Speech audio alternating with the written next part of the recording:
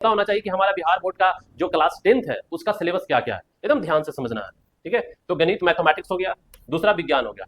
विज्ञान में 3 सब्जेक्ट आते हैं, साइंस में कितने सब्जेक्ट आते हैं? 3 सब्जेक्ट आते हैं। पहला आते हैं भौतिक विज्ञान, जिसको हम लोग इंग्लिश में क्या कहते हैं? फिजिक्स। दूसरा आता है रसायन विज्ञान, जिसको हम लोग इंग्लिश में क्या कहते हैं? केमिस्ट्री। और तीसरा आता है जीव विज्ञान, जिसको हम लोग इंग्लिश में क्या कहते हैं? बायोलॉजी। चलिए आगे, आगे हमारा मेरे प्यारे साथियों सामाजिक विज्ञान, जिसको हम लोग कहते हैं सोशल साइंस। ठीक है, अब आइए ज्योग्राफी, भूगोल, आपदा।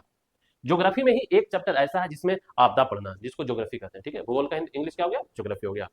इतिहास को तो आप लोग जानते हैं, हिस्ट्री।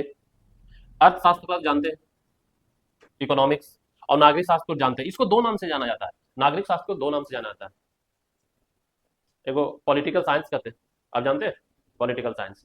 तो सिर्फ पॉलिटिकल साइंस रखिए, आपको ज्यादा कंफ्यूजन ना करेंगे। ठीक है, आइए हिंदी, चौथा सब्जेक्ट आ गया हिंदी। पांचवा सब्जेक्ट देखिए संस्कृत और उर्दू। अब यहाँ पे 2 चीज समझना है मेरे प्यारे साथियों।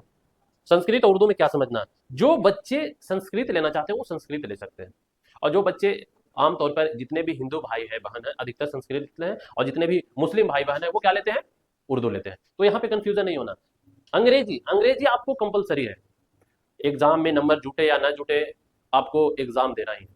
ठीक है, आपको एग्जाम देना ही है, या तो इसमें फेल होइए पास होइए, लेकिन आपको एग्जाम देना ही है।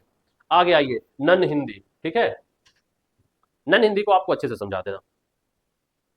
जो बच्चे संस्कृत उर्दू के साथ में नन हिंदी लेते हैं, जो बच्चे संस्कृत उर्दू के साथ में नन हिंदी लेते हैं, अगर कोई बच्चा संस्कृत में फेल हो गया और नन हिंदी में एक्स्ट्रा एक्स्ट्रा सब्जेक्ट में अगर पास हो गया, तो ये क्या हो गया? संस्कृत में भी पास कर देते हैं इसको, इनको फेल नहीं करते हैं। कोई बच्चे उर्दू के साथ नन हिंदी लेते हैं, तो उर्दू में कोई बच्चा फेल हो गया लेकिन नन हिंदी में पास कर गया, तो इसे क्या? पास माना जाता है, इसको उर्दू में फेल नहीं माना जाता है। तो नन हिंदी में एक्स्ट्रा सब्जेक्ट रहता है।